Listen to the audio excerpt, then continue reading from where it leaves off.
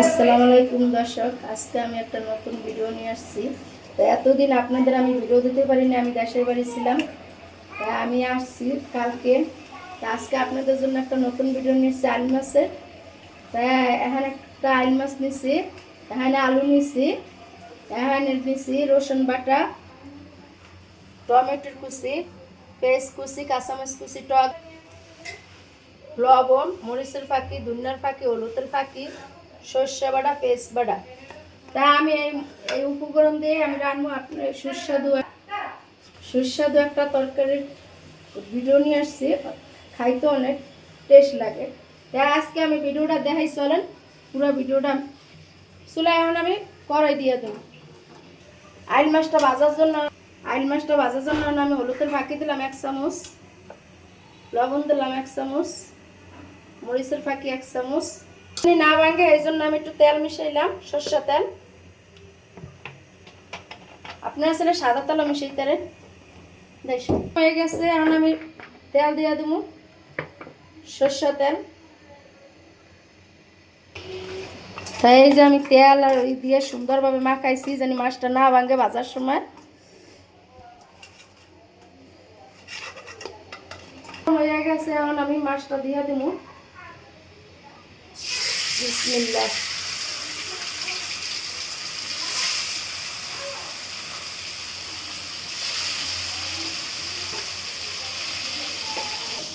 এই পিঠ হয়ে গেছে, উল্টাই দিব আমি। মাছটা দিচ্ছি, মাছটা আমার ভাঙে না, এটা কি সুন্দরভাবে মাছটা আমার উঠে গেছে। তাই আমার দোনো পিঠ মাছ ভাজা হয়ে গেছে, আর এই যে আমি মাছটা উঠামো।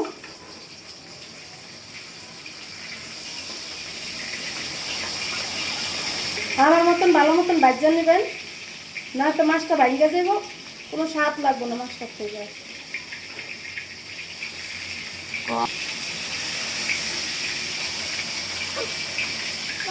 আস্তে আস্তে বাকি মাছগুলো এভাবে ভাজবেন। সব মাছ এভাবেই ভাজবেন সব মাছ, তা একটা মাছও ভাঙবে না।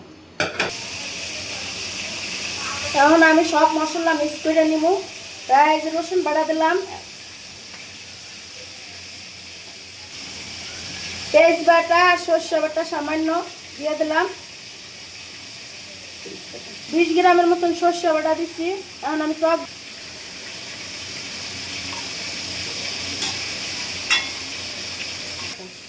এখানে আমি 3 চামচ টক দিয়ে নিয়েছি। এখানে ধনিয়ার ফাঁকি দেবো 1.5 চামচ, হলুদের ফাঁকি 1.5 চামচ। এখন আমি মরিচের ফাঁকি দিব 2 চামচ, 1.5 চামচ। আমি মশলা মিক্স করে সব মশলা দেখাইলাম আপনাকে, আমার মশলাটা মিক্স করে নেব। মশলা আমার মিক্স করা হয়ে গেছে, আমি দিয়ে দিলাম। এখন আমি আলুটা ভাজতে নিব ভালোভাবে। বিসমিল্লাহ।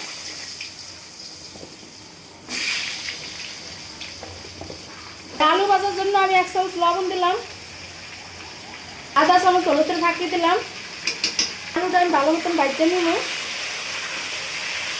আমি আলুটা সুন্দরভাবে ভাজা লাল করব, তারপর আমি আলু ভাজা তরকারিটা আমার ছেলে মেয়ে অনেক পছন্দ করে, তার জন্য আমি এভাবে ভাজতেই রাঁধি। আপনারা চাইলে এভাবে যে কোনো মাছ রাঁধতে পারবেন। আলুটা কি সুন্দর ভাজা হয়ে গেছে, লাল দেখছেন কি সুন্দর বাদামি কালার হয়েছে। তাই এখন আমি এই পেঁয়াজ কুচিটা দিয়ে দেবো, পেঁয়াজ কুচিটা দিয়ে সুন্দরভাবে ভাজা ভাজা করবো আলুটা। এবার দিয়ে দেবো কাঁচামরিচ কুচি। তখন আমি এটা দিয়ে ভালো মতন লাড়বো। পেঁয়াজটা যখন বাদামি কালার হয়ে যাবে তখন আমার সব মশলা দিব।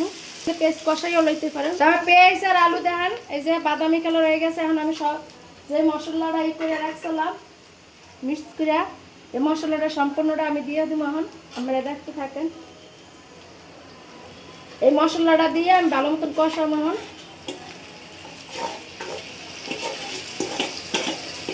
আপনারা চাইলে টক দিয়ে ছাড়াও রাঁধতে পারেন। তারপরে এই তরকারিটা একবার রান্না খাইয়া দেখছেন, টেস্ট করে দেখছেন, আপনারা অনেক সুস্বাদু হবে তরকারিটা।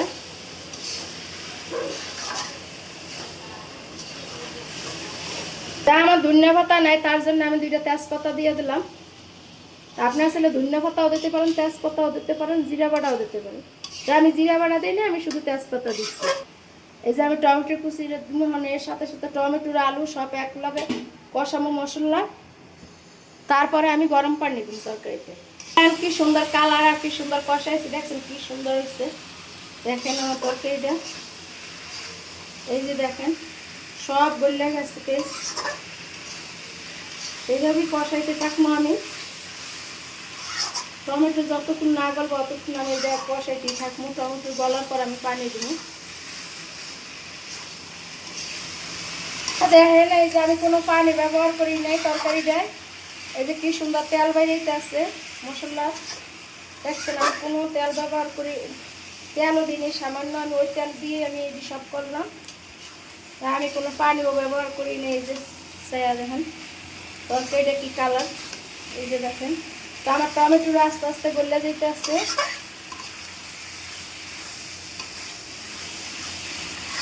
তো আমার তরকারিটা কষানো হয়ে গেছে, দেখেন কি সুন্দরভাবে টমেটোরও গলে গেছে, আলুটাও সেদ্ধ হয়ে গেছে। তাহলে আমি গরম পানি দিয়ে দেবো।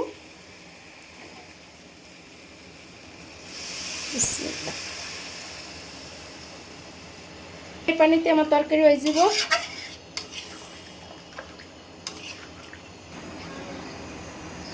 তো তরকারিটা বলা গেছে, এখন আমি মাছটা ছাড়িয়ে দিলাম।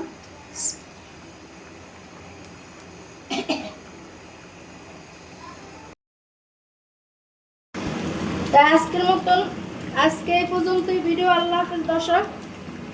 তা আমি যে রাঁধছি সরষের তেল দিয়ে, এটা আমার দেশের খাঁটি সরষের তেল। তা আমি সরষের তেল দিয়ে তরকারি রাঁধছি, আপনার সাথে সয়াবিন তেল দিয়ে রাঁধতে পারেন। তো এই পর্যন্তই ভিডিও। আল্লাহ হাফেজ দর্শক। কালকে আবার নতুন ভিডিওতে এখন থেকে আপনাদের ভিডিও দেওয়ানোর জন্য অনেক চেষ্টা করবো ভালো ভালো। তা আল্লাহ হাফেজ।